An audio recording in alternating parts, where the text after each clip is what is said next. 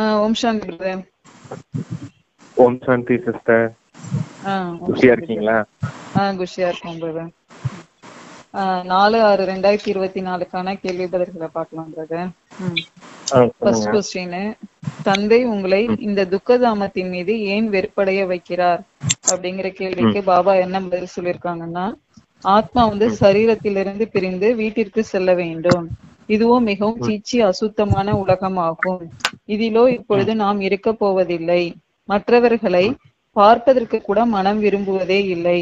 இப்பொழுதோ தந்தை சொர்க்கத்திற்கு அழைத்து செல்ல வந்திருக்கிறார். குழந்தைகளே, தங்களை ஆத்மானு உணருங்க. பவித்திரமாக ஆவதற்கு தந்தையை நினைவு செய்யுங்கள். எந்த ஒரு தேகதாரி மீதும் மனதை லைக்க செய்யாதீங்க. முற்றிலும் பற்று நீங்கிடணும். கணவன் மனைவிக்கிடையே கூட மிகுந்த அன்பு இருக்கும். ஒருவருக்கொருவர் பிரிந்து இருக்க முடியாமல் இருப்பார்கள். இப்பொழுதோ தங்களை ஆத்மா சகோதர சகோதரன்னு உணரணும்னு சொல்றாரு பாபா. விகாரங்கள் காரணமாகவே நீங்கள் முதல் இடைக்கடை துக்கம் அடைந்திருக்கிறீங்க. இப்பொழுது நீங்கள் செல்வதற்காக கப்பலில் அமர்ந்திருக்கிறீங்க. நாம் இப்பொழுது தந்தையிடம் செல்லுகிறோம்னு ஆத்மாவும் புரிந்திருக்குது. இந்த பழைய உலகம் மீது வைராகியம் இருக்குது. என்னங்க அந்த சீச்சி உலகமா இருக்குது. வைஷாலத்தில் நாம் இருக்க வேண்டாம். எனவே விஷத்திற்காக அசுத்தமான உலகத்திற்கு சுகதாமத்திற்கு அழைத்து செல்ல வந்துள்ளேன் அப்படிங்கிற எண்ணங்கள் வருவது மிகவும் மோசமா இருக்குங்கிறாங்க பாபா. பதவி மோசமா ஆகிடும். நான் உங்களை மலர் போன்ற உலகிற்கு சுகதாமத்திற்கு அழைத்து செல்ல வந்திருக்கிறேன் அப்படிங்கிறாங்க பாபா. இப்ப அப்பா எத்தனை சம்பந்தத்தை சொல்லிருக்காரு பாருங்க. படகோட்டியா நான் வந்திருக்கேன்னு சொல்றாரு. இப்ப எல்லாரும் முதல்ல இங்க கலியுகத்துல துக்கதாமத்துல இருக்கீங்க. இப்ப எல்லாரும் வீட்டுக்கு போகணும். ரிட்டர்ன் ஜேர்னி மெடிடேஷன் தான். அப்ப நீங்க எல்லாருமே இந்த கலியுகத்துல இருந்து இப்ப வீட்டுக்கு போகணுங்கிறது ஞாபகம் இருக்குது உங்களுக்கு. நீங்க போகணும். நான் அழைச்சிட்டு போறதுக்காக இங்க இருந்து உங்களை வீட்டுக்கு அழைச்சிட்டு போய் சொர்க்கத்துல கொண்டுட்டு போய் விடுறதுக்காக இப்ப நான் படகோட்டியா வந்திருக்கேன்னு ஒரு சம்பந்தத்துல சொல்றாரு. படகோட்டியா எப்படி வந்திருக்கேன் அப்படின்னா, இங்க கலியுகத்துல இருந்து கலியுக கரையில இருந்து உங்களை சத்தியுக கரைக்கு அழைச்சிட்டு போறதுக்கு நான் வந்திருக்கேன். நீங்க எல்லாரும் இப்ப ஏன் கூட பயணம் செய்ய போறீங்க அப்படின்னு சொல்றாரு. இன்னும் சில முறையில சொல்லுவாரு, உங்க கலியுகத்துல இருந்து உங்களுடைய நங்குரம் எடுக்கப்பட்டுருச்சு அப்படின்னு சொல்லுவாரு. உங்களுடைய நங்குரம் கலியுக கரையில இருந்து எடுக்கப்பட்டாச்சு, நீங்க பயணிச்சுக்கிட்டு இருக்கீங்க சத்தியுக கரைக்கு அப்படின்னு சொல்லுவாரு. அப்ப இது என்ன சம்பந்தம்? விஷக்கடல்ல இருந்து உங்களை பார்க்கடலுக்கு அழைச்சிட்டு போறேன், பரல் கடல்ல அழைச்சிட்டு போறேன்னு சொல்லுவார். இது என்ன சம்பந்தம்? அப்பனா அப்பாவை படகோட்டியா நினைக்கிறாரு. எப்படி தந்தை, ஆசிரியர், சத்குரு அப்படின்னு 3 சம்பந்தத்துல நினைக்கிறோமோ அதே போல படகோட்டி அப்பா போட் மேனா வந்திருக்காரு. சைலர் மேன் சொல்லுவாங்க. Boat man, Sailor man. இந்த சம்பந்தத்திலையும் நினைவு செய்யலாம் அப்படிங்கிறதுக்காக சொல்றாரு. படகோட்டின்றப்பதான் ஞாபகம் வரும், நம்ம கலியுக கரையில இருந்து சத்தியுக கரைக்கு போக போறோம், விஷக்கல்ல இருந்து பார்க்கடலுக்கு போக போறோம் அப்படிங்கிற நினைவு இருக்கும். அதுக்காக இந்த சம்பந்தத்தை சொல்றாரு படகோட்டி அப்படின்னு. இன்னொரு சம்பந்தத்தை அதுலயும் சொல்றாரு பாருங்க, தோட்டக்காரன். நான் எல்லாரையும் முற்கல்ல இருந்து மலரா மாத்த வந்திருக்கேன். பபுல் நாத்து அப்படின்னு பக்தியில கூட பேர் இருக்கு அப்பாவுக்கு. அப்படின்னா என்ன அர்த்தம்? முற்களை எல்லாம் மலரா மாத்தக்கூடியவர். முற்கள் அப்படின்னா நம்ம தான் இப்ப முள்ளு மாதிரி தானே எல்லாரையும் காயப்படுத்திக்கிட்டு இருக்காங்க இந்த கலியுகத்துல. துக்கதாமம்னு சொல்றதுக்கு காரணம் என்ன? நம்மள எல்லாம் காயப்படுத்திக்கிட்டு இருக்காங்க. முள்ளு தானே காயப்படுத்தும். நீங்க மலரா மாறிட்டீங்கன்னா யாரையும் காயப்படுத்த மாட்டீங்க இல்லையா? மலர் எல்லாத்துக்கும் சந்தோஷத்தானே கொடுக்கும். பார்க்கும் போதே சந்தோஷம் வரும் இல்லையா மலர்களை பார்க்கும் போது? அப்படி உங்களை இந்த முள்காடு அப்படிங்கிறது இந்த கலியுகத்துல இருந்து உங்களை நான் மலர் தோட்டத்துக்கு அழைச்சிட்டு போறதுக்காக வந்திருக்கேன் அப்படிங்கறத சொல்ற இத்தனை சம்பந்தத்துல. அதுக்காக நீங்க இத்தனை முயற்சி செய்ய வேண்டியதா இருக்குது. சகோதர சகோதரன்ற பார்க்க வேண்டியது இருக்கு. இந்த உலகத்தின் இருந்து பற்றுதலை நீக்க வேண்டியதா இருக்குது. கணவன் மனைவி கிட்ட இருந்து கூட அன்பை நீக்க வேண்டியதா இருக்குது. அதாவது அந்த 4 சம்பந்தம், தேகம், தேக உறவுகள், தேக பொருட்கள், தேக உலகம் அப்படின்னு சொல்லப்பட்ட இந்த 4 விஷயத்துல இருந்தும் மொத்தமா விலகுங்க. அப்பாதான் நான் வந்துட்டேன் இல்லையா, படகோட்டியா தோட்டக்காரனா, நான் உங்களை அழைச்சிட்டு போறதுக்கு தானே வந்திருக்கேன் அப்படிங்கறத சொல்றாரு. இப்ப சம்பந்தம் பந்தனம் பற்றி பாபா என்ன சொல்றாங்க? சிவபாபா தனது குழந்தைங்களாகி ஆத்மாக்கள்கிட்ட உரையாடல் பண்றாராம். ஆத்மாதான் கேக்குது, தங்களை ஆத்மானு நிச்சயம் செஞ்சுக்குங்க. நிச்சயம் செய்த பின் எல்லையில்லாத தந்தை வந்துவிட்டார் என்பதை அனைவரையும் அழைத்து புரிய வைக்கணும். துக்கத்தின் பந்தனத்திலிருந்து விடுவித்து சுகத்தின் சம்பந்தத்துல அழைத்து செல்றாரு. சம்பந்தம் என்ற சுகத்திற்கும் பந்தனம் என்ற துக்கத்திற்கும் சொல்லப்படுது. இப்பொழுது இங்கு மற்றவருடைய பெயர் ரூபம் ஆகியவற்றில் மனதை பறிகொடுக்காதீங்க. உங்களது வீட்டிற்கு செல்வதற்கான ஏற்பாடு செய்யணும். எல்லையில்லாத பாபா அனைத்து ஆத்மாக்களையும் அழைத்து செல்ல வந்திருக்காரு. எனவே இங்கு யார் மீதும் மனதை ஈடுபடுத்தாதீங்க. இவை எல்லாமே இங்க இருக்கும் சிச்சி மோசமான பந்தனம்னு சொல்றாங்க பாபா. அப்ப தேக பந்தனம் தேக சம்பந்தம் அப்படின்றத சொல்றாரு அப்பா. தேக பந்தனம் அப்படி எங்க இருக்கும்னா இந்த கலியுகத்துலாம் தேக பந்தனம் இருக்கு. பந்தனங்கள் அப்படின்னா ஒரு கயிறு. ஒரு போன ரெண்டு கிளாஸ் முன்னாடி கூட பார்த்தோம் இல்லையா, ஒரு பறவைய ஒரு சின்ன கால்ல ஒரு நூல்ல கட்டிட்டோம்னா எப்படி அதை பறக்க முடியும்? ஒரு பறவைய ஒரு சின்ன கால்ல, இப்ப கோழிலாம் இருக்குல்ல, நம்ம கால்ல கட்டிட்டோம்னா அது நகராது இல்ல, போகாதுல, தப்பி பறக்க முடியாது இல்லையா? அதுல அந்த மாதிரி உங்களுடைய ஆத்மா இப்படி தேகத்து சம்பந்தமா இந்த மண்ணிலேயே சிக்கிக்கிச்சு. இந்த உலகத்திலேயே இந்த தேகம், தேக உறவுகள், தேக பொருட்கள், தேக உலகத்திலேயே சிக்கிக்கிடுச்சு. அதனாலதான் ஆத்மாவால பறக்க முடியாம இருக்குது. அப்பா இப்ப வந்துதான் உங்களுக்கு ஞான யோகம் அப்படிங்கிற சிறகுகளை கொடுக்கறேன். அந்த சிறகுகள் மூலமா தான் நீங்க இந்த பந்தனத்துப்பட்டு தேக சம்பந்தத்துக்கு போக முடியும். புரியுதா என்ன சொன்னேன்னு? இப்ப அந்த பந்தனங்கள் அப்படிங்கிற கயிறை அறுத்துருங்க அப்படின்றத சொல்றாரு. கயிறை அறுத்துட்டீங்கன்னா அடுத்து இந்த ஞான யோகம் அப்படிங்கிற சிறகுகளை கொடுக்குறேன் உங்களுக்கு. அதன் மூலமா நீங்க அங்க சம்பந்தத்துக்கு போக முடியும். தேக சம்பந்தம் அப்படிங்கிறது எங்க இருக்குது அப்படின்னா சத்தியுகத்துல கிடைக்க போகுது நமக்கு. இப்ப இங்க பந்தனங்கள் இருந்து விடுபடணுங்கிறாங்க. துக்கத்துல துக்கம்ங்கிறாங்க பாபா பந்தனத்தை. அதான் அந்த தேக பந்தனம், அதுக்கு பேரு. இந்த 4 விஷயங்கள் சொன்னோம்னா அதுக்கு பேரு. ஆமா. நெக்ஸ்ட், இப்பொழுது அனைத்து ஆத்மாக்களும் எப்படி இருக்காங்கன்னு பாபா சொல்றாங்க.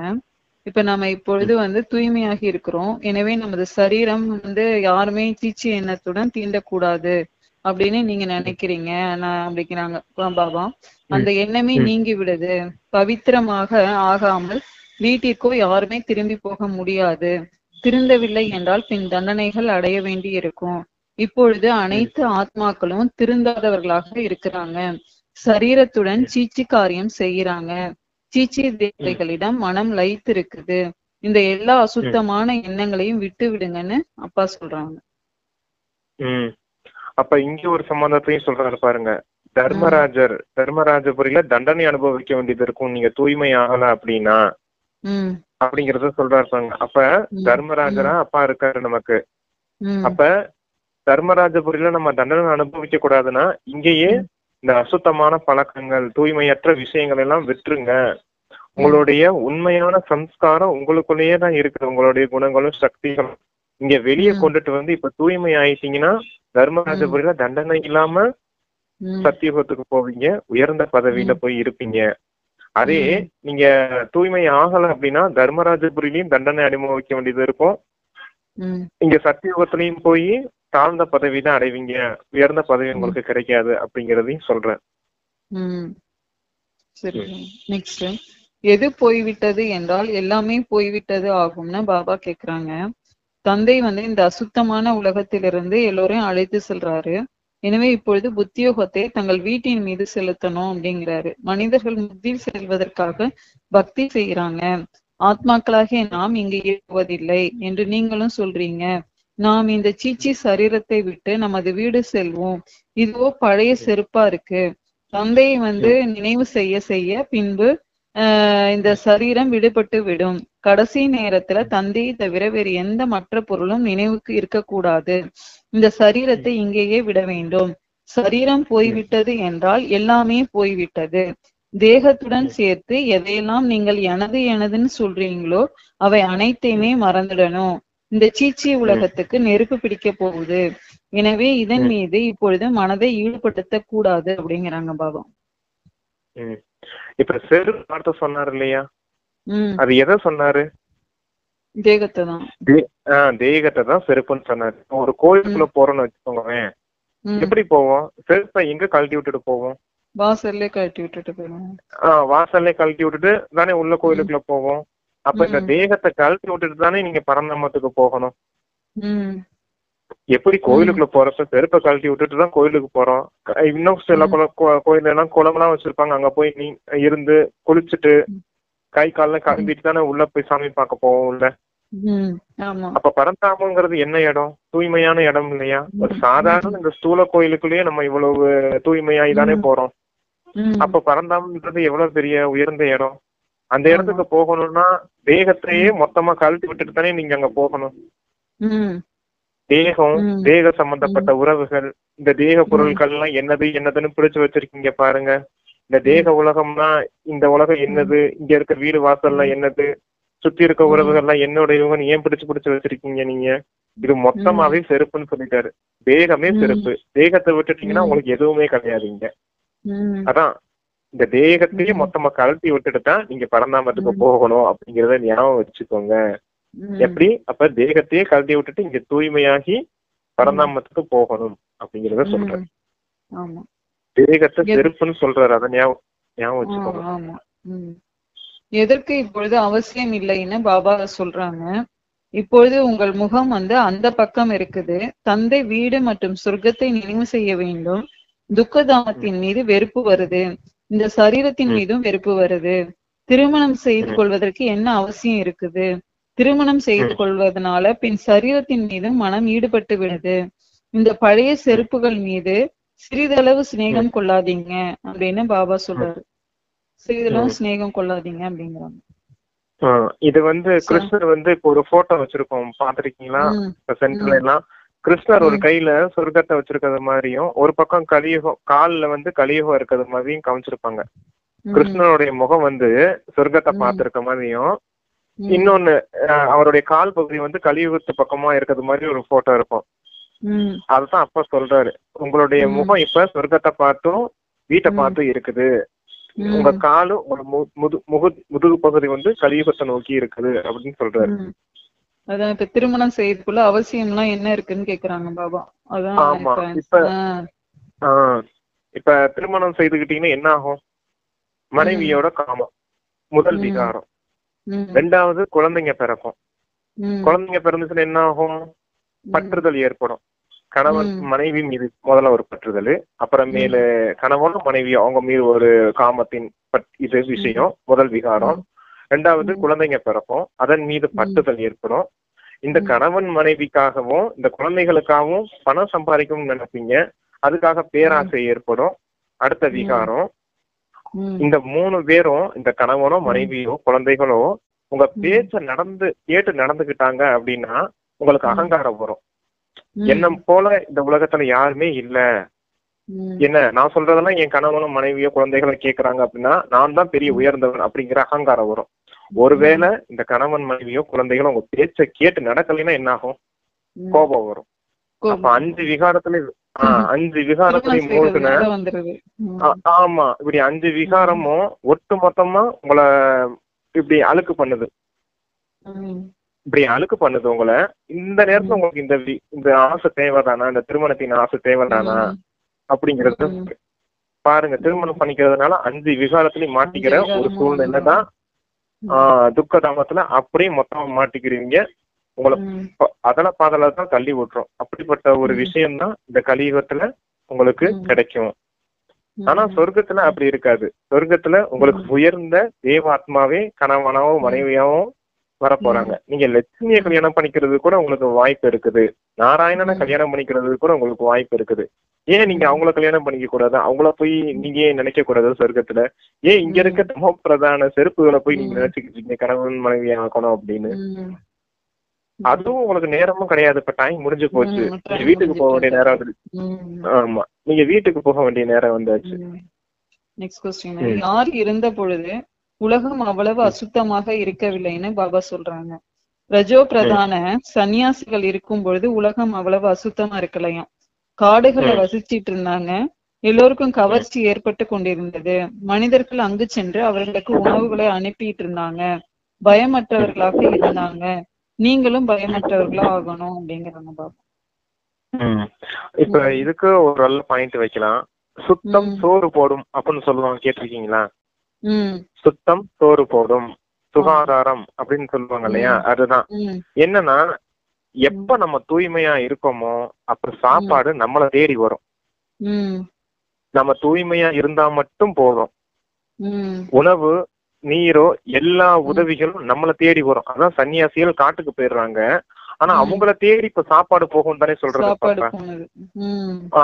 சாப்பாடு போகும், போயிருக்குது. இங்க இருக்க மனிதர்கள் எல்லாம் கொண்டுட்டு போய் கொடுத்துருக்காங்க. அப்ப அவங்க என்ன செஞ்சாங்க? அவங்க சமைக்கல, எதுவும் செய்யல, உணவெல்லாம் எதுவும் தேட போகல, தூய்மையா மட்டும்தானே இருந்தாங்க. அவங்கள தேடி போகுது பாத்தீங்கன்னா சாப்பாடு.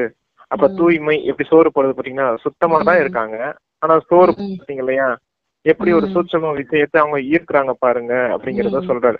அதே போலதான் நீங்க தூய்மையா இறுதி வரைக்கும் இருந்தீங்கன்னா உங்களுக்கு இறுதி நேர விநாச நேரத்துல கூட உங்களுக்கு 2 ரொட்டி கிடைக்கும் அப்படின்னு சொல்றாரு. பயமற்றவர்களாகவும் இருப்பீங்க. அப்ப எவ்வளவு பவர் இருக்குது பாருங்க. தூய்மைதான் சுகம் சாந்தியின் ஜனனி அப்படின்னு சொல்லுவாரு. தூய்மைதான் சுகத்துக்கும் சாந்திக்கும் தாயா இருக்குது. அப்படிங்கிறப்ப நீங்க இப்ப தூய்மையானீங்கன்னா 21 பிறவிக்கு சொர்க்கத்தின் ஆசையும் கிடைக்கும். இந்த விநாச நேரத்துல கூட உங்களுக்கு எந்த பயமும் இருக்காது. நீங்க எல்லாரும் முன்னாடியும் தந்தையை வெளிப்படுத்தக்கூடிய காட்சியளிக்கும் மூர்த்தியா இருப்பீங்க. இவ்வளவு உயர்ந்த பிராப்திகள்லாம் உங்களுக்கு கிடைக்குது. துவாபர யுகத்துல கூட வணங்கத்தக்க ஒரு மூர்த்தியாவும் மிக உயர்ந்த பூஜைக்குரிய தேவாத்மாவும் வழிபட போறீங்க. இப்படிங்கிற இவ்வளவு வாசி கிடைக்குது. இத்தனை விஷயம் கிடைக்கும் போது ஏன் இந்த சமயத்துல நீங்க தூய்மையாக கூடாது அப்படிங்கறத சொல்ற. தந்தை அதுக்கு உத்தரவாதம் கொடுக்கிறாரு. இங்கு எவ்வளவு துக்கம் இருக்கு, அநேகமாக அசுத்தத்திலும் அசுத்தமான வியாதிகள் இருக்குது. தந்தை உங்களை எங்க அழைத்து செல்றாருன்னு துக்கம் நோய் எதுவுமே அங்க அந்த பெயரே இருக்காதுங்கிறாங்க. அந்த மாதிரி உலகத்துக்கு அழைச்சிட்டு போறாருங்கிறாங்க அப்பா. தந்தை அதற்கு உத்தரவாதம் கொடுக்கிறாரு. அரை கல்பத்திற்கு உங்களை ஆரோக்கியமானவர்களாக ஆக்குறாரு. இங்கு மற்றவர்களிடம் கூட மனதை ஈடுபடுத்தினீர்கள் என்றால் மிகவும் தண்டனை பெற வேண்டி இருக்கும் அப்படிங்கிறாங்க. அந்த இடத்த சொர்க்கத்தை அப்பா என்னன்னு சொல்லுவார்னா, ஹெல்த், வெல்த், ஹாப்பினஸ் 3 நிறைஞ்ச உலகம் உங்களுக்கு அரை கல்பம் கிடைக்க போகுது. இந்த முழு உலகத்திலயுமே இந்த சிருஷ்டி நாடகத்திலேயே 5000 வருஷத்துல 2500 வருஷம் முழுக்க முழுக்க சுகபோகமா வாழ போறீங்க. எப்படி? ஆரோக்கியமான உடல் கிடைக்கும் உங்களுக்கு. என்ன செல்வம் கிடைக்க போகுது. ஹெல்த் ஃபர்ஸ்ட், செல்வ செழிப்போட வாழ போறீங்க. ஹாப்பினஸ், மன மகிழ்ச்சியோட சந்தோஷமா வாழ போறீங்க. யாரோட? இந்த சம்பந்தம் தொடர்புல இருக்கக்கூடிய உங்களை சுத்தி இருக்கக்கூடிய தேவாத்மாக்களோட உறவுகள். இந்த 4 விஷயமும் உங்களுக்கு கிடைக்க போகுது. ஏதாவது என்னென்னது? உடல், மனம், பணம், சம்பந்தம். இந்த 4 விஷயமும் உங்களுக்கு சுகமான விஷயங்களாவே கிடைக்க போகுது இந்த சொர்க்கத்துல அப்படின்றத சொல்றேன். நெக்ஸ்ட், எந்த சகோதரி தேர்வில் உண்மையை எழுதியதனால அடைந்ததாக பாபா சொல்றாங்க. அதுக்கு என்னன்னா, டீச்சர்களுக்கு கூட நிறைய பாடம் படிப்பிக்கணுங்கிறாங்க பாபா. குழந்தைங்க நீங்க டீச்சர்களுக்கும் சொல்லணும், எழுந்து நிற்கணும், யாரும் எதுவும் சொல்ல மாட்டாங்க. தந்தையினுடைய ஆகியிருக்கிறீங்கன்னா வயிற்றுக்கு தேவையானது அவசியம் கிடைக்கும். சரீர நிர்வாகத்திற்காக நிறைய கிடைக்கும். எப்படி வேதாந்தி சகோதரி இப்ப தற்போது ஆப்பிரிக்காவில இருக்காங்களாம். அவர் தேர்வு எழுதினார். அதில் ஒரு கேள்வி இருந்தது, கீதையின் பகவான் யார் என்று. அவர் பரமபிதா பரமாத்மா சிவன் எழுதிட்டாரு. ஆக அவர் தேர்வில் தேர்ச்சி அடையல. மற்றும் யாரெல்லாம் கிருஷ்ணரின் பெயரை எழுதினாங்களோ அவர்கள் அனைவரும் தேர்ச்சி அடைஞ்சிட்டாங்க. குழந்தை உண்மையே சொன்னாரு, ஆனால் அது தெரியாத காரணத்தினால தேர்வில் தோல்வி அடைய செய்துட்டாங்க. நானும் இது உண்மையிலும் உண்மையாதான் எழுதினேன் என்று பின் சண்டையிட வேண்டி இருந்தது. கீதையின் பகவான் நிராகார பரமபிதா பரமாத்மாவா இருக்காரு. தேகதாரியான கிருஷ்ணன் ஆக முடியாது. ஆனால் குழந்தைகளுக்கு இந்த ஆன்மீக சேவை செய்யும் மனம் இருந்தது. எனவே அதை விட்டு விட்டார் அப்படிங்கிறாங்க. நல்ல வேலை, அவங்க எக்ஸாம் எழுதி ஃபெயில் ஆனதுனாலதான் அப்பா கிட்ட வந்தாங்க. மறுபடியும் பாஸ் ஆகி போயிருந்தாங்க, வேற பதவி வாய்ப்புன்னு அங்கிட்டு போயிருப்பாங்க. உங்களுக்கு புரியுதா? அப்படி அவங்க அந்த சேவை அந்த வாய்ப்புல அங்கிட்டு தேடி போயிருப்பாங்க. இங்கிட்ட அப்பா மறுபடியும் அப்பா கிட்ட சேவை செய்யணும் அப்படின்னு வந்திருக்க மாட்டாங்க. அப்படிங்கிறப்ப 2 விஷயமும் இந்த உலகத்துல இருக்குதுன்னு சொல்றாரு. கீதையின் நாயகன் கிருஷ்ண பரமாத்மான்னு சாஸ்திரத்துல எழுதி வச்சிருக்காங்க. ஆனா அப்பா வந்து இங்க நமக்கு ஞானம் கொடுக்கும் போது நமக்கு புரிஞ்சுக்கிட்டோம், பரமபிதா பரமாத்மா சிவன் தான் கீதையின் நாயகன். இப்படி 2 விஷயம் இருக்குது. அத அவங்க அப்படி ஆன்சர் பண்ணிருக்காங்க, சிவன் ஆன்சர் பண்ணிருக்காங்க. அதனால அவங்க ஃபெயில் ஆயிருக்காங்க. அவங்க மற்றவர்கள்லாம் கிருஷ்ணன் எழுதுனதுனால பாஸ் போட்டிருக்காங்க. எதன் அடிப்படையில போட்டிருக்காங்க? இந்த சாஸ்திரத்தின் அடிப்படையில தான் போட்டிருக்காங்க அப்படின்றத சொல்றாரப்பா. நெக்ஸ்ட், எதிர்ப்பவர்களுக்கு எவ்வாறு போராடும்படி பாபா சொல்றாங்க, இப்படி சொல்றாங்க. இப்பொழுது தந்தையை வந்து நினைவு செய்து செய்து உங்களது இந்த சரீரத்தையும் விட்டு அமைதியின் உலகத்துக்கு செல்லணும் அப்படின்னு நீங்க தெரிஞ்சிருக்கிறீங்க. நினைவு செய்யறதுனால உடல் நலம், செல்வம், ஹெல்த் வெல்த் 2மே கிடைக்குது. பாரதத்துல சாந்தி சுகம் இருந்தது. இது போன்ற விஷயங்களை குமாரிகளாகிய நீங்கள் அமர்ந்து புரிய வைத்தீர்கள் என்றால் உங்கள் பெயரை யாரும் எடுக்க மாட்டார்கள். யாராவது எதிர்த்தார்கள் என்றால் நீங்கள் முறைப்படி போராடுங்கள். பெரிய பெரிய அதிகாரிகளிடம் செல்லுங்கள். என்ன செய்வார்கள்? நீங்கள் பசியால் இறந்து விடுவீர்கள் என்பதல்ல. வாழைப்பழம், தயிர் வைத்து கூட நீங்கள் ரொட்டி சாப்பிட முடியும். மனிதர்கள் வயிற்றுக்காக எவ்வளவு பாவம் செய்யறாங்க. தந்தை வந்து அனைவரையும் பாவாத்மாவிலிருந்து புண்ணியாத்மாவாக ஆக்கிறார். இதில் பாவம் செய்ய வேண்டிய, பொய் பேச வேண்டிய எந்த அவசியமும் இல்லை. உங்களுக்கோ 3/4 பங்கு சுகம் கிடைக்குது, மற்றது 1/4 பங்கு தான் துக்கம்ங்கிறாங்க பாபா. இப்ப சகோதரிகள்லாம் என்ன செய்வாங்க அப்படின்னா, குமாரிகள், சகோதரிகள், தாய்மார்கள் என்ன செய்வாங்கன்னா, சென்டர்ல நீங்க இப்படி விஷயங்கள தைரியமா சொல்லுங்க, தூய்மை, சுகம், சாந்தியை பத்தினா தைரியமா இந்த அப்பா கொடுத்த ஞானத்துல தைரியமா சொல்லுங்க அப்படிங்கறத சொல்றாரு. சென்டர்ல பாத்தீங்கன்னா இப்ப மியூசியம்லாம் வச்சோம்னு வச்சுக்கோங்க, இப்ப மியூசியம்ல வைக்கிற எக்ஸிபிஷன் எல்லாம் வைக்கிறான்னு வச்சுக்கோங்க, வாசல்ல நின்று மற்றவர்கள் மற்ற ஆத்மாக்களை எல்லாம் வாங்க மியூசியத்துக்கு வந்து கேட்டுட்டு போங்க அப்படின்னு சொல்றோம் இல்லையா? வெளிய வாசல்ல நின்று நோட்டீஸ் கொடுத்து உள்ள போங்க, உள்ள போய் ஒரு 5 நிமிஷம் கேட்டு போங்க, ஒரு 1/4 மணி நேரம் கேட்டுட்டு போங்கன்னு சொல்லி கூப்பிடுறோம் இல்லையா? அதே வாசல்ல வந்து ஒரு சகோதரர் நின்று கூப்பிட்டாருன்னு வச்சுக்கோங்க, அவர் அப்படியே மேலையும் கீழையும் பாத்துட்டு போவாங்க. இப்படி முறைச்சு ஒரு மாதிரி பாத்துட்டு போவாங்க, இவன் எதுக்கு நம்மள வந்து கூப்பிடுறாங்க அப்படின்னு. சரியா? ஆனா ஒரு சகோதரியோ ஒரு தாய்மாரோ வந்து இங்க வாங்க, கொஞ்சம் அதிகாரம் பண்ணி கூட வாங்க, வந்து கேட்டுட்டு போக மாட்டீங்களா, உங்களுக்கு நல்ல விஷயம்லாம் சொல்லி தரோம்ல அப்படின்னு அதிகாரம் பண்ணி கூட கூப்பிடுவாங்க. இங்க வாங்க, வந்து கேட்டுட்டு போங்க, உள்ள வாங்க, உள்ள வாங்கன்னு. அப்ப ஒரு தாய்மார்கள் கூப்பிடும் போது அவங்க சிரிச்சுக்கிட்டே வந்து கேட்டுட்டு போவாங்க என்ன ஏதுன்னு. அதே ஒரு சகோதரர் ஒரு ஆண் சொல்லும் போது ஒரு முறைச்சு ஒரு மாதிரி ஒரு பார்வை பார்த்துட்டு போவாங்க இல்லையா? அத சொல்றது தைரியம். என்ன கூட வலுக்கட்டாயமா ஒரு மாதாஜி கூப்பிட்டு போய் உட்கார வச்சாங்க அவரு. நான் வரவே முடியாதுன்னு சொல்லிட்டேன், மியூசியம் நான் வர முடியாது, இல்ல நீங்க வாங்க வந்து கேளுங்க அப்படின்னு. அப்ப அந்த பவர் யாருக்கு இருக்கு? இப்ப அதே ஒரு ஆண் சகோதரர் இப்ப என்னைய மாதிரி இருக்கவர் கூப்பிட்டா என்ன நினைப்பீங்க நீங்க? அப்ப ஒரு பிரச்சனை வந்துடும் இல்லையா? சகோதரன் கூப்பிடுறப்ப பிரச்சனை வந்துருது இல்லையா? அதே ஒரு சகோதரி கூப்பிடும் போது வந்துட்டீங்க இல்லையா? அதத்தான் சொல்றேன். அப்ப போக முடியாது, ஏன் கூப்பிடுறாங்க நம்மள அப்படிங்கிற மாதிரி போயிடும். ஆமா. இதே ஒரு ஆணை கூப்பிட்டா கூட, இப்ப நீங்க இருந்தீங்க, சகோதரி இருந்தீங்க, சகோதரர் யாராவது இருந்தா, ஒரு ஆண் இருந்தா கூட அவங்கள கூட ஒரு முறைச்சு ஒரு பார்வை பார்த்து தானே போவாரு. அதெல்லாம் எங்களுக்கு வேலை இருக்குது, நாங்க போறோம் அப்படின்னு சொல்லிட்டு தான் போவாங்க. ஒரு மரியாதை இல்லாம நடத்துவாங்க இல்லையா? ஆனா சகோதரிங்கிறப்ப கூப்பிடுறவங்க ஒரு தாய்மாரோ சகோதரியா இருந்தப்ப என்ன செய்வாங்க? ஒண்ணும் செய்ய முடியாது அவங்களால.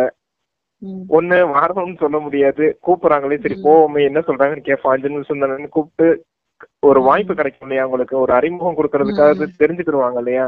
அதுக்காக சொல்றதப்ப தைரியமானவர்கள் இந்த குமாரிகள் தான், இந்த தாய்மார்கள் தான். இவங்ககிட்டதான் ஞானத்தின் கலசத்தையே நான் தாய்மார்களின் தலையில தானே வச்சிருக்கேன்னு சொல்றாரு. இப்ப சேவையும் அவங்கதான் செஞ்சாகணும் அப்படிங்கறத சொல்றாரு. அதனாலதான் நான் எப்பவுமே தாய்மார்களை சேவையில முன் வைக்கிறேன் அப்படிங்கறத சொல்றாருப்பா. அததான் இங்கேயும் சொல்றாரு. நெக்ஸ்ட், பக்தியில் உள்ளது போல் நாம் செய்ய வேண்டியதில்லைன்னு பாபா என்ன சொல்றாங்க அப்படின்னா, பக்தி மார்க்கத்துல நிறைய அடி வாங்குறீங்க. சிவனின் பூஜையை வந்து வீட்டில் கூட செய்ய முடியும், ஆனால் பிறகு வெளியில் அவசியம் கோவிலுக்கு போறாங்க. இங்கோ உங்களுக்கு தந்தையே கிடைச்சிருக்கிறாரு, நீங்கள் படம் வைக்க வேண்டிய அவசியம்லாம் இல்ல. தந்தையை நீங்கள் அறிந்திருக்கிறீங்க, அவர் நமது எல்லை இல்லாத தந்தை ஆவார். குழந்தைங்களுக்கு சொர்க்க அரசாட்சியின் ஆசையை அளித்துட்டு இருக்காரா அப்படிங்கிறாங்க பாபா. இப்ப தந்தை வந்திருக்கதே எதுக்காக வந்திருக்காரு? உங்களுக்கு சொர்க்கத்தின் எஜமானர்களா ஆக்குறதுக்காக வந்திருக்காரு. சொர்க்கத்தின் ஆஸ்தியை கொடுக்கறதுக்காகவே நான் வந்திருக்கேன். ஏன்னா தந்தை கிட்ட இருந்துதானே ஆஸ்தி கிடைக்குது நமக்கு. அதான் அப்ப அப்படி சொல்றாரு, நான் உங்களுக்கு சொர்க்கத்தின் ராஜ்யத்தையும் கொடுக்க வந்திருக்கேன், இப்ப எல்லையற்ற தந்தை நான் தான் அப்படிங்கறதையும் சேர்த்து சொல்றாரு. நீங்க மற்றவர்கள் கிட்ட இருந்து அல்ப காலத்தின் ஒரு பங்கு, இந்த ஒரு பிறவிக்கான செல்வம் வேணா உங்க லௌகீக தாய் தந்தையிடம் கிடைக்கும். ஆனா தந்தை கிட்ட வந்து எத்தனை பிறவிக்கான ஆஸ்தி கிடைக்குது? 21 பிறவிக்கான ஆஸ்தி கிடைக்குது. இந்த இந்த சிருஷ்டி சக்கரத்திலேயே அரை கல்பம் சுகபோகமா வாழ போறீங்க. அது அரை பங்கு, இன்னொரு 1/4 பங்கு துவாபரகம் இருக்கு பாத்தீங்க இல்லையா, அங்கேயும் நம்ம நல்லாதான் வாழ்ந்திருப்போம். இங்க இருக்க ரொம்ப கஷ்டப்படுறோம் இல்லையா, இந்த மாதிரி சூழ்நிலை இல்லாம பெரிய பெரிய ராஜாக்களாவோ பிரபுக்களாவோ ஜமீன்தார்களாவோ இருந்திருக்காங்க இல்லையா. நம்ம பழைய படங்கள் எல்லாம் பாக்குறோம் இல்லையா, ஜமீன்தார்கள் எல்லாம் பெரிய ஆளா இருந்திருக்காங்க, வசதி வாய்ப்போட. பிரபுக்கள்ல இருந்திருக்காங்க, மந்திரிகள், ராஜாக்கள், ஆலோசனை கொடுக்கறவங்க, குருமார்கள். ஏன் பிராமணர்களா நம்ம இங்க இருந்திருக்கோம் இல்லையா, அந்த சம்ஸ்காரம் தானே அங்கேயும் இருக்கும். அப்ப நம்ம தான் பிராமணர்களா அங்கேயும் இருந்திருப்போம். துவாபர யுகத்துல கோயில், பெரிய பெரிய கோயில் எழுப்புறதெல்லாம் யாரு? நம்ம தான். அப்ப ராஜாக்கள் தான். இல்ல, ராஜாக்கள் தான். வசதி வாய்ப்போட இந்த செல்வந்த பிரஜைகளா இருந்திருப்போம் இல்லையா, வணிகர்கள், பிரபுக்கள், இதெல்லாம் சொல்றோம் இல்லையா. அப்பெல்லாம் இருந்தவங்க எல்லாம் யாரு துவாபர யுகத்துல? நீங்க தான். அப்ப அங்கிட்ட ஒரு அரை பங்கு, இங்கிட்ட ஒரு 1/4 பங்கு, 3/4 பங்கு மொத்தமாவே உங்களுக்கு கொண்ட இந்த நாடகத்திலேயே உங்களுக்கு இந்த 1/4 பங்கு இந்த கலியுகத்துலதான் கொஞ்சம் துக்கத்தை அனுபவிக்க வேண்டியதா போயிருச்சு. அதுவும் இறுதி பிறவி நேரத்தை தான். ஒரு 80 பிறவியை தாண்டி கடைசி ஒரு 4-5 பிறவினா கொஞ்சம் கஷ்டப்பட்டிருப்போம். 80 பிறவி வரைக்கும் நமக்கு 80 பிறவி வரைக்கும் நம்ம சுகமா வாழ்ந்துருப்போம். ஏன்னா கலியுகத்துல கூட அப்படி ஒண்ணும் மோசமாகலையே. ஆரம்பத்துல ஒரு 1000 வருஷத்துக்கு முன்னால எப்படி இருந்துச்சு? நல்லா தானே இருந்துச்சு. இப்போ ஒரு 200 வருஷமா தானே பெரிய பெரிய போர்கள், பிரச்சனை, அது இதுன்னு வந்தது. அதுக்கு முன்னாடி நல்லா தானே வாழ்ந்துட்டு இருந்தோம் அப்படிங்கறதெல்லாம் சொல்றப்ப நம்ம இப்ப எவ்வளவு பெரிய பாக்கியசாலி ஆத்மா இருக்கிறது. எல்லாம் எங்க எப்ப கொடுத்த ஆஸ்தி? இந்த சங்கம யுக நேரத்துல அப்பா நமக்கு கொடுத்த ஆஸ்தி. இப்ப நம்ம எடுத்துக்கிறத வச்சுதான் நமக்கு 3/4 பாகத்துக்கு கிடைக்கும். விதைய பூரா இங்கதான் விதைக்கிறோம். விதைய பூரா நல்ல செல்வ செழிப்போட வாழ்றதுக்கான விதைகளை பூரா இங்கேயே விதைச்சிட்டு, அத பூரா இந்த அரை கல்பம் 3/4 பங்கு நாம அறுவடை செஞ்சு நம்ம பாக்கியத்தை உருவாக்குனது பூரா இங்கதான். சங்கம யுக நேரத்துல அனுபவிக்கிறது 3/4 பங்கு. நெக்ஸ்ட், இங்க படிக்கவில்லை என்றால் என்ன ஆகும்னு பாபா கேக்குறாங்க. காலம் வந்து குறைவா இருக்குங்கிறாங்க, அதிகமா இல்லை. இப்பொழுது இது எது பாக்கியத்தில் உள்ளதோ அது கிடைக்குங்கிற சிந்தனை எல்லாம் செய்யாதீங்க. பள்ளிக்கூடத்துல படிப்பின் முயற்சி செய்யறாங்க இல்லையா, எது பாக்கியத்தில் இருக்குமோன்னு சொல்லுவாங்களா என்ன? இங்கு படிக்கவில்லை என்றால் அங்கு பல பிறவிகளுக்கு தொண்டு ஊழியம் செய்து கொண்டே இருப்பீங்க. ராஜ்ய பதவி எல்லாம் கிடைக்காது. அப்படியே கிடைச்சாலும் கூட அதுவும் திரேதாவுல கிரீடம் வைத்து விடுவார்கள்ங்கிறாங்க பாபா. கிரீடம் வச்சிடுவாங்களா திரேதாவுல, கிரீடம் வச்சிடுவாங்க அப்படின்னு. அப்படியா? சரி சரி. அப்ப இங்க முயற்சி செய்யணும் ஒழுங்கா. அப்படின்னாதான் உங்களுக்கு உயர்ந்த பதவி கிடைக்கும், ராஜ்ய பதவி, ராஜ்ய அதிகாரம், ராயல் ஃபேமிலியில போக முடியும் நீங்க சத்தியுகத்திலயும் திரேதா யுகத்திலயும். இங்க சரியா முயற்சி செய்யலன்னா எப்படி நீங்க போவீங்க? தாசியர்களா தான் போவீங்க, வேலைக்காரர்களா போவீங்க, வேலையாட்கள் பணியாட்களா போவீங்க. அங்கேயும் இங்க எப்படி வேலை செஞ்சுக்கிட்டு இருக்கீங்களோ அதே மாதிரி சொர்க்கத்துல நீங்க போய் வேலை செய்யணுமா? அதான் நீங்க விரும்புறீங்களா? ஒழுங்கா முயற்சி செஞ்சா சிம்மாசனத்திலேயே போய் உட்காரலாம் இல்லையா, உங்களுக்கு எல்லாரும் மரியாதை செலுத்துவாங்க இல்லையா. இல்ல நீங்க சரியா இங்க முயற்சி செய்யலன்னா அங்க போய் தொண்டூழியம் பண்றதுக்கு போறீங்கன்னு கேக்குறது. ஆமா, ராஜ்ய பதவி எல்லாம் கிடைக்காது, கனவு கனாதீங்கிறாங்க பாபா. நெக்ஸ்ட், இங்க நாம எப்படிப்பட்ட சம்பாத்தியம் செய்கிறோம், அவர்கள் எப்படி சம்பாத்தியம் செய்யறாங்க அப்படின்னு பாபா கேக்குறாங்க. நீங்க ஆட்சி புரிபவர்கள் ஆவீர்கள். ஆக உங்கள் மீது குழந்தைகள் இரக்கம் காட்டிக் கொள்ளுங்கள். குறைந்ததிலும் குறைந்தது உயர்ந்த பதவியாவது அடையலாம். குழந்தைகள் 8 அணா 50 பைசா கூட கொடுத்து எங்கள் ஊரில் ஒரு செங்கல் வைத்து விடுங்கள் என்கிறாங்க. குசேலரின் உதாரணம் கேட்டிருக்கிறீங்க இல்லையா? ஒரு பிடி அவளுக்கு பதிலாக அரண்மனை கிடைச்சிருச்சு. ஏழைகளிடம் இருப்பதை 8 அணா, பின் அதை தான் கொடுப்பார்கள் இல்லையா? பாபா, நாங்கள் ஏழைகள் என்று சொல்றீங்க. இப்பொழுது குழந்தைகளாகிய நீங்கள் உண்மையான சம்பாத்தியம் செய்யறீங்க. இங்கு எல்லோருடைய பொய்யான சம்பாத்தியம் ஆகும். அவர்கள் செய்யும் தானம் புண்ணியம் ஆகிய அனைத்தும் பாவ ஆத்மாக்களுக்கு தான் செய்யறாங்க. எனவே புண்ணியத்திற்கு பதிலாக பாவமா ஆயிடுது. இவ்வாறு செய்து செய்து எல்லோரும் பாவ ஆத்மா ஆயிடுறாங்க. புண்ணிய ஆத்மாக்கள் இருப்பதே சத்தியுகத்தில், அது புண்ணிய ஆத்மாக்களின் உலகமா இருக்கு அப்படிங்கிறாங்க.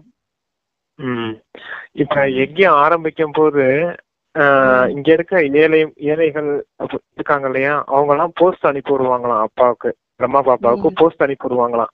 எப்படி அனுப்பிடுவாங்கன்னா 1 ரூபா 2 ரூபா 5 ரூபான்னு அனுப்பிடுவாங்களாம் போஸ்ட். 1 ரூபா அனுப்பிட்டு சொல்லுவாங்க இல்லையா, இந்த 1 ரூபாயில ஒரு செங்கல் வாங்கிக்கோங்க, எகியத்துல ஏதாவது கட்டணம் கட்டுறதுக்கு ஒரு செங்கல் வாங்கிக்கோங்கன்னு அனுப்பிடுவாங்களாம். அப்ப அதெல்லாம் வைரத்துக்கு சமமானது அப்படிங்கறத சொல்றாரு அப்பா. தங்கத்துக்கு சமமானது.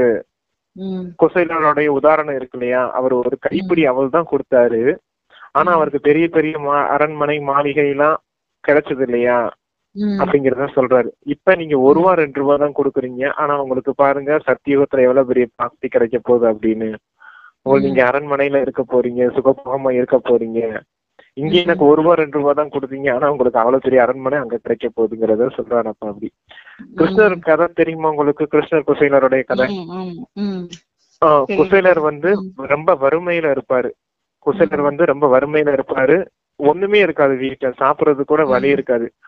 அப்ப அவங்க மனைவி சொல்லுவாங்க, குசேலரோட மனைவி சொல்லுவாங்க, உங்க கிருஷ்ணர் உங்க ஃப்ரெண்டு தானே, அவர் பெரிய அரண்மனையில இருக்காரு இதுல துவாரகையில, அவர்கிட்ட போய் சாப்பாடுக்காக ஏதாவது இருக்குதான்னு கேட்டு வாங்கிட்டு வாங்க, அவர் உங்களுக்கு உதவி செய்வார்னு சொல்லி அனுப்பி விடுறாங்க. இவரும் ரொம்ப நாள் கழிச்சு கிருஷ்ணரை பார்க்க போறோமேன்ட்டு என்ன எடுத்துட்டு போறது கிருஷ்ணனுக்காக அப்படின்னு பார்க்கும்போது ஒரு மண்பானையில கொஞ்சமா ஒண்ணுமே இல்லாம ஒரு மட்டி அவள்னு சொல்லுவாங்க இல்லையா, கடைசியில எல்லாம் காலியா கொஞ்சம் அடியில பாத்தீங்கன்னா அவள் எப்படி இருக்கும், மண்ணாலாம் இதா இல்லையா, உதிர்ந்து போய் ஒரு மாதிரி இருக்கும் இல்லையா, அதை எடுத்து தட்டி ஒரு துணியில கட்டி எடுத்துட்டு போவாராம். எடுத்துட்டு போய் அதை கொடுக்கறது கூட மனசு இருக்காதான். எவ்வளவு பெரிய ராஜாவுக்கு என் ஃப்ரெண்டுக்கு நான் போய் இதை போய் கொடுக்கணுமா அப்படின்ட்டு மறைச்சு வச்சிருப்பான இடுப்புல. கொடுக்குமா வேணாமான்னு யோசிச்சுட்டே இருப்பாராம். ஆனா கிருஷ்ணர் என்ன செய்வாரு, அதை ஏன்னு எனக்காக ஏதாவது கொண்டுட்டு வந்திருப்பீன்றது அவரு கண்டுபிடிச்சிருவாரு. குசேலன் நமக்கு எதுக்கோ கொண்டு வந்திருக்கான் அப்படிங்கறத கண்டுபிடிச்சு இடுப்புல சொருகி வச்சிருந்தா அவரா புரிஞ்சுக்குவாரு. கிருஷ்ணர் அவரா புரிங்கிட்டு கொஞ்சம் கொஞ்சமா எடுத்து அவரா சாப்பிடுவாரு. எனக்காக கொண்டு வந்து எடுத்து சாப்பிடுவாரு. சாப்பிடும்போது அவர் சாப்பிட இவர் வீட்டுல அந்த கஜானாக்கெல்லாம் நிறைய ஆரம்பிச்சிடும். பழைய வீடா இருந்தது அரண்மனையா மாறிடும். மனைவி சாப்பாடுக்கு வழி இல்லாம இருந்தாங்க இல்லையா, கிச்சன்ல போற சமையல் பொருட்கள் போற நிறைஞ்சு போயிடும். எல்லாமே கிடைக்க ஆரம்பிச்சது மாதிரி கதையில காமிச்சிருப்பாங்க. அதத்தான் சொல்றாரு, நீங்க 1 ரூபா 2 ரூபா ஒரு கைப்பிடி அவள் தான் கொடுத்தீங்க, உங்களுக்கு இங்க கிடைக்கலனாலும் சத்தியுகத்துல உங்களுக்கு அரண்மனை மாளிகை நல்ல சுகபோகமான வாழ்க்கை கிடைக்க போதுங்கிறத சொல்றாரு. உங்களுக்கு குசேலர் உதாரணம் கொடுக்கப்பட்டிருக்கு இல்லையா அப்படின்னு. நிறைய சேவை செய்பவர்கள் பற்றி பாபா கூறுவது என்ன? முந்தைய கல்பத்துல யார் என்ன சேவை செய்திருக்கிறாங்களோ அவர்கள் தான் இப்பொழுதும் செய்யறாங்க. யார் நிறைய சேவை செய்யறார்களோ தந்தைக்கு மிகவும் பிரியமானவர்களாக இருப்பாங்க. லௌகீக தந்தையும் குழந்தைகளிலும் கூட நல்ல முறையில படிக்கிறார்களோ அவர்கள் மீது தந்தையின் அன்பு அதிகமா இருக்கும். யார் சண்டையிட்டு கொண்டும் சாப்பிட்டு கொண்டும் இருப்பார்களோ அவர்களை அன்பு செய்வார்களா என்ன? சேவை செய்பவர்கள் மிகவும் பிரியமானவர்களாக தந்தைக்கு இருக்கிறாங்க அப்படிங்கிறாங்க. தந்தைக்கு யார பிடிக்கும்? சேவை செய்யக்கூடிய குழந்தைகளை தான் பிடிக்கும் அப்படின்னு சொல்றாரு. அத சேவைக்கு எப்படி ஒரு வார்த்தை அழகா சொல்லுவாருன்னா, யாரு எந்த சேவைக்கும் சான்ஸ் எடுத்துக்கிறாங்களோ அவங்கதான் சான்சலர் ஆக முடியும்னு சொல்லுவாரு. சேவைக்கு சான்ஸ் எடுத்துக்கிறாங்களோ அவங்கதான் சான்சலர் ஆக முடியும். சான்சலர்னா என்னன்னு தெரியுமா? சான்சலர்னா ராஜான்னு அர்த்தம். பிரான்ஸ்ல நெப்போலியனை என்னன்னு சொல்லுவாங்க அப்படின்னா சான்சலர் அப்படின்னு தான் சொல்லுவாங்க. கிங்னு சொல்ல மாட்டாங்க. கிங்கு தான், பேரு கிங்கு தான், ஆனா கிங்னு சொல்ல மாட்டாங்க. சான்சலர் அந்த பதவியோட பேரு சான்சலர் அப்படிங்கிறது. அதத்தான் அப்பா அப்படி சொல்லுவாரு. இப்ப நீங்க சேவை நிறைய செஞ்சீங்கன்னா நீங்க ராஜா ஆனது கூட உங்களுக்கு வாய்ப்பு இருக்கும். இந்த சேவை செய்யக்கூடிய குழந்தைகளும் தந்தைக்கு ரொம்ப பிடிக்கும் அப்படிங்கறத சொல்றாரு. அதான் சேவைக்கு யாரு சான்ஸ் எடுத்துக்கிறாங்களோ அவங்கதான் சான்சலர் ஆக முடியும் அப்படிங்கறது அந்த ஞான பாயிண்ட். அதத்தான் அர்ஜுனன் கூட சொல்லுவார் இல்லையா, அர்ஜுனன் எதுனாலும் நான் முன்னாடி செய்யறேன், யாரு சேவைக்கு முன்னாடி வராங்களோ அவங்கதான் அர்ஜுன் அப்படின்னு சொல்லுவார்ல, அதுக்கும் விஷயமும் இதுதான். எந்த 2 வீட்டையும் நினைவு செய்யக்கூடாதுன்னு எதை மட்டுமே நினைவு செய்யணும் அப்படின்னு பாபா சொல்றாங்க. ஒரு கதையும் இருக்குதான். 2 பூனைகள் சண்டையிட்டன. வெண்ணெய் கிருஷ்ணர் சாப்பிட்டு விட்டார். முழு உலக அரசாட்சிங்கிற வெண்ணெய் உங்களுக்கு கிடைச்சிருக்கு. எனவே இப்பொழுது தவறு செய்யக்கூடாது, சீச்சி ஆகக்கூடாது. இதற்கு பின்னால் சென்று ராஜ்யத்தை இழக்காதீங்க. தந்தையின் டைரக்ஷன் கிடைச்சிருக்கு. நினைவு செய்யவில்லை என்றால் பாவ சுமை அதிகரித்து கொண்டே போகும். பின் நிறைய தண்டனைகள் வாங்க வேண்டி இருக்கும். அளவுக்கு மீறி அழுவீங்க. 21 பிறவிகளின் அரசாட்சி கிடைக்குது. இதில் தோல்வி அடைந்து விட்டால் அதிகமாக அழுவீங்க. பிறந்த வீடும் சரி, புகுந்த வீடும் சரி, நினைவு 2ஐயும் செய்யவே கூடாது என்று தந்தை சொல்லுகிறார். வருங்கால புதிய வீட்டை மட்டும்தான் நினைவு செய்யணும். எவரொருவரையும் பார்த்து மோகித்து போக கூடாது. மலராக வேண்டும். தேவதைகள் மலர்களாக இருந்தார்கள்.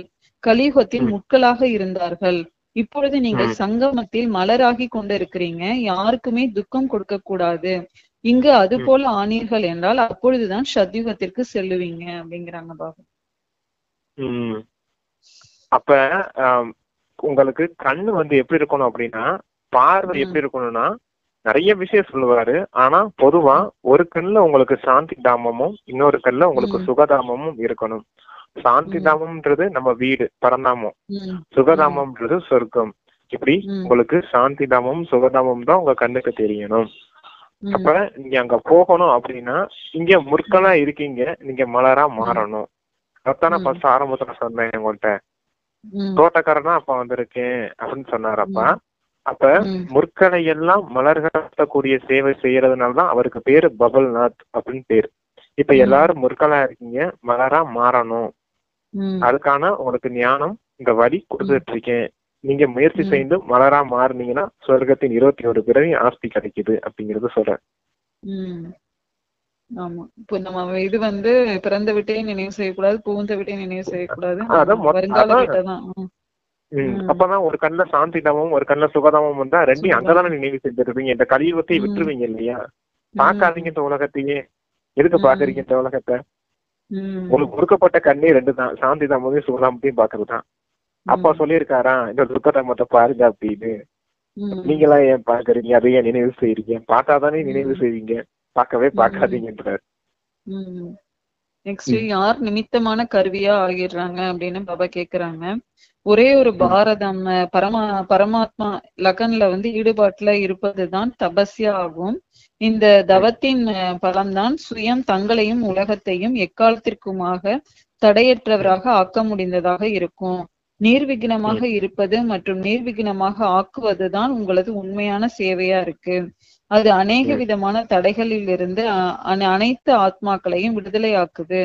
அப்பேற்பட்ட சேவாதாரி குழந்தைகள் தபஸ்யாவின் ஆதாரத்தில் தந்தையிடமிருந்து ஜீவன் முக்தியின் வரதானம் பெற்று மற்றவர்களுக்கு கொடுப்பதற்கு நிமித்தமான கருவியாக ஆகிவிடுகிறார்கள் அப்படிங்கிறாங்க பாபா. கருவி, இந்த பாயிண்ட் தான் நல்லா ஞாபகம் வச்சுக்கணும். நான் கருவியாக இருக்கிறேன் அப்படிங்கிற விஷயத்த நல்லா ஞாபகம் வச்சுக்கணும் அப்படின்றது சொல்றாரு. அந்த கணபதியின் உதாரணம் கூட பார்த்தோம் இல்லையா? நான் எஜமானனா இருக்கேன், தேகத்தினுடைய எஜமானனா இருக்கேன். இன்னொரு முறை அந்த ஆன்சர் மட்டும் படிங்க. அதான் ஒரே ஒரு பரமாத்மா லகன், அந்த பரமாத்மா லகன்ல ஈடுபாட்டில் இருப்பதுதான் தபஸ்யா செய்யறதுங்கிறாங்க. அந்த தபஸ்யா தான் என்னதுன்னா, இந்த அபியத்தவணையில கூட அப்பா சொல்லி என்ன அப்படின்னா, எப்ப நீங்க சைலன்ஸ் சக்தியினுடைய வைப்ரேஷன் பரப்ப முடியும்? மனம் புத்தி ஒருமுகப்படும் போதுதான் அமைதி சக்தியின் வைப்ரேஷன் வாயு மண்டலத்தை உங்களால உருவாக்க முடியும். சைலன்ஸ் சக்தியை நீங்க உணர முடியும், அனுபவம் செய்ய முடியும், அடுத்தவங்களுக்கும் அனுபவம் செய்ய வைக்க முடியும்னு சொன்னாரு. அந்த பாயிண்ட்டுக்காகத்தான் நிப்பாட்டி மறுபடியும் படிக்க சொன்னேன் உங்களை. எப்ப அமைதி சக்தியின் வைப்ரேஷன் பரவும்? மனம் புத்தி ஏக்கரஸ் ஸ்திதியில இருக்கணும். ஒரு முகமா தந்தைய நினைவு செய்யும் போது, இல்லாட்டினா ஆத்ம உணர்வுல நீங்க இருக்கும் போது, அப்படி அந்த சைலண்ட் சக்தியினுடைய வைப்ரேஷன் உங்களை சுத்தி பரவும். முதல்ல வாயு மண்டலத்தை உருவாக்குவீங்க. நீங்களும் அந்த வாயு மண்டலத்துக்குள்ள பாதுகாப்பாவே இருப்பீங்க. இதுல கவனக்குறைவு உடையவரா இருக்காதீங்க அப்படிங்கறத சொல்லியிருந்தார் அவ்யத்தவாணியில. அடுத்த அதுலயே படிங்க. இந்த தவத்தின் பலன் தான் இந்த மாதிரி நம்ம தவம் செய்யறதுடைய பலன் தான் சுயம் தங்களையும் வந்து உலகத்தையும் எக்காலத்திற்குமாக தடையற்றவராக ஆக்க முடிந்ததாக இருக்குங்கிற விநாசகரா இருப்பீங்க. நீங்க விக்ன விநாசகர்னா தடைகளை அழிக்கக்கூடியவரா இருப்பீங்க. உங்களை சுத்தி அமைதியின் வைப்ரேஷன் இருந்துகிட்டே இருந்துச்சுன்னா அப்ப தடைகளை போனா அழிச்சு ஜெயிக்கக்கூடியவர்களா தானே இருப்பீங்க. உங்ககிட்ட எந்த விகாரம் வந்தாலும் நீங்க அமைதி சக்தியின் வைப்ரேஷன் நிறைஞ்சவங்களாவே இருந்தீங்கன்னா எல்லாத்துக்குமே அமைதியா இருந்தீங்கன்னா அதுவா வரும், வந்தது அப்படியே போயிடும் இல்லையா. அப்ப எந்த தடை உங்களை வந்தாலும் நெருங்காது இல்லையா அந்த கோட்டைக்குள்ள. சைலண்ட் சக்தியின் வைப்ரேஷன்ஸ்குள்ள எந்த ஒரு மாயாவினுடைய ரூபமும் வராது இல்லையா. சைலண்ட் சக்தி உங்களை சுத்தி இருக்கும் போது நீங்க எங்க இருக்கீங்க? தந்தையினுடைய குடைநிழலுக்குள்ள இருக்கீங்க. குடைநிழலுக்குள்ளதான் மாயாவே வர முடியாது இல்லையா. அப்ப தடைகளை அழிக்கக்கூடியவராதானே நீங்க இருப்பீங்க அப்படின்னு சொல்லியிருந்தாரு முரளியில. அததான் இங்கேயும் இது அநேக விதமான தடைகள் இருந்து அனைத்து ஆத்மாக்களையும் விடுதலையா ஆக்குதுங்கிறாங்க பாபா. ஆமா, நீங்களும் சைலண்ட் சக்தியில இருக்கீங்க, மற்றவர்களும் அந்த சைலண்ட் சக்தியை ஈர்க்கப்பட்டு வருவாங்க இல்லையா. அப்ப உங்களுடைய சம்பந்தம் தொடர்ல இருக்கும்போது அவங்களுக்கு இருக்க அந்த பலகீனங்களும் முடிக்கப்படும் இல்லையா.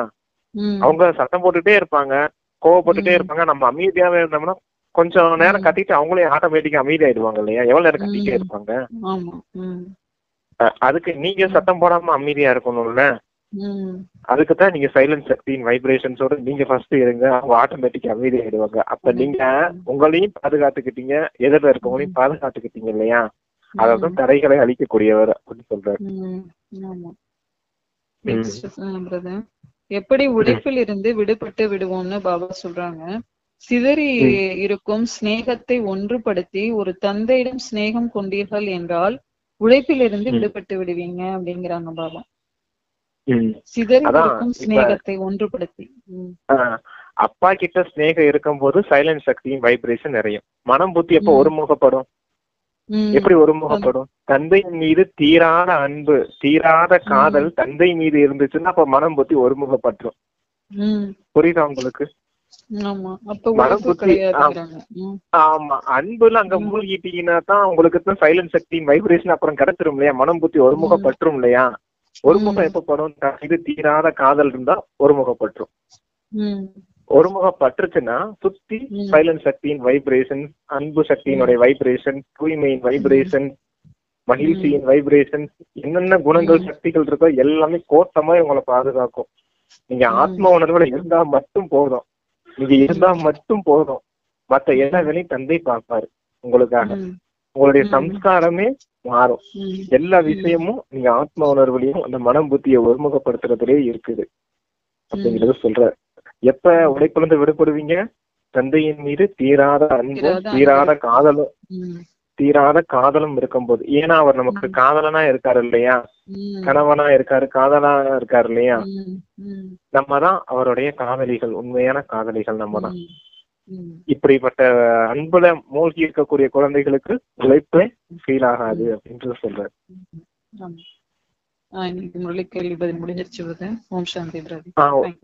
ஒரு நிமிஷம் இருங்க, எத்தனை சம்பந்தம் இன்னைக்கு பார்த்தோம்ன்றத ஞாபகம் வச்சுக்கோங்க. யோகா பண்றதுக்கு யூஸ்ஃபுல்லா இருக்கும். படகோட்டியா ஒரு சம்பந்தம் சொன்னோம் இல்லையா, படகோட்டிங்கிற ஒரு சம்பந்தம் சொன்னோம் இல்லையா. விஷயத்துல இருந்து பார்க்கடலுக்கு அழைச்சிட்டு போகக்கூடிய படகோட்டியா நான் வந்திருக்கேன்னு ஒரு வார்த்தை சொன்னாரு. முற்களையெல்லாம் மலரா மாத்தக்கூடிய தோட்டக்காரனா வந்தேன்னு சொன்னாரு. இப்படி அன்புல மூழ்கி இருக்கிறதுல நான் உங்களுக்கு காதலனா இருக்கேன், என்கிட்ட மனம் புத்தியை ஒருமுகப்படுத்தும் போது உங்களுக்கு சைலண்ட் சக்தியின் வைப்ரேஷன்ஸ் கிடைக்கும் அப்படிங்கறத சொன்னார் இல்லையா. அப்ப எப்பயும் தந்தை, ஆசிரியர், சத்குரு அப்படிங்கிற 3 சம்பந்தத்துல நம்ம நினைவு செய்வோம். இன்னைக்கு அதோட சேர்த்து படகோட்டியா நினைவு செய்யலாம், தோட்டக்காரனா நினைவு செய்யலாம், காதலனா நினைவு செய்யலாம். இந்த 3 சம்பந்தத்தை இன்னைக்கு நினைவு செய்யலாம். இது யோகாக்கான ஒரு சின்ன பாயிண்ட். ஓகே, ஓம் சாந்தி. Thank you sister, thank you Baba. Thank you Baba.